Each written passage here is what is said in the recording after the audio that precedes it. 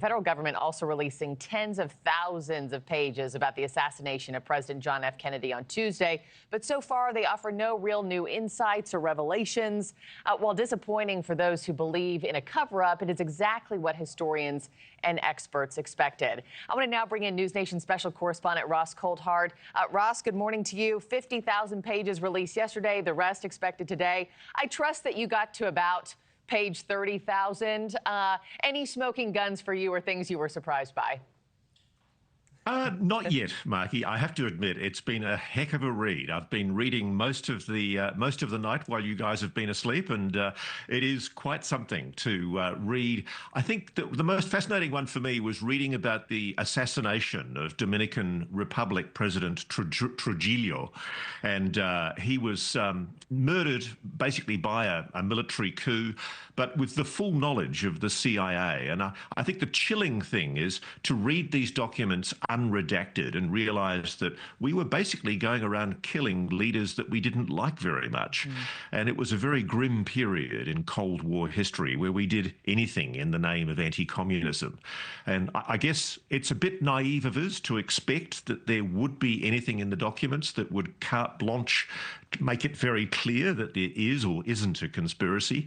I don't think anybody who had any intention to kill the president would have set it out in black and white. But what does come through in the documents very, very clearly is that when Oswald visited Mexico City in September prior to the assassination in 1963, the CIA had an enormous presence in Mexico City, and it really does strain credulity that they didn't have eyes on what he was up to, if indeed he was an assassin. Yeah. You know, you and I talked about both, redacted documents yesterday. They've been kept private for so long, identities, methods of investigation.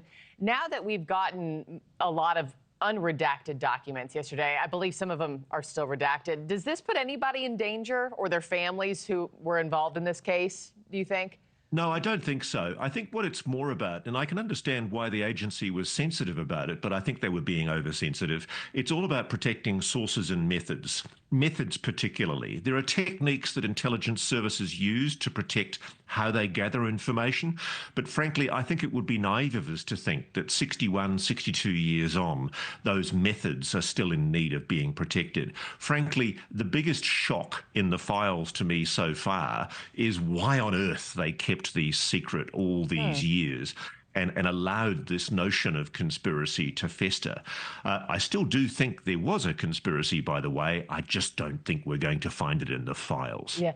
Lastly, I have a few seconds left. What does this do for the conspiracy theorists out there? Is this case closed for them, Ross, or no, they'll always have questions? No, not at all. No, just because it's not written down on paper doesn't mean that the evidence doesn't point to more than one shooter. And the evidence is beginning to make it very clear that there were multiple shooters, probably 3 shooters.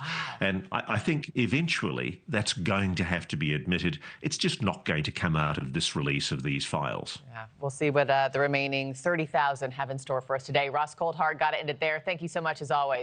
Thanks for watching, everybody. Go to joinnn.com to find NewsNation on your television provider. Also, don't forget to click that red subscribe button below to get more of NewsNation's fact-driven, unbiased coverage.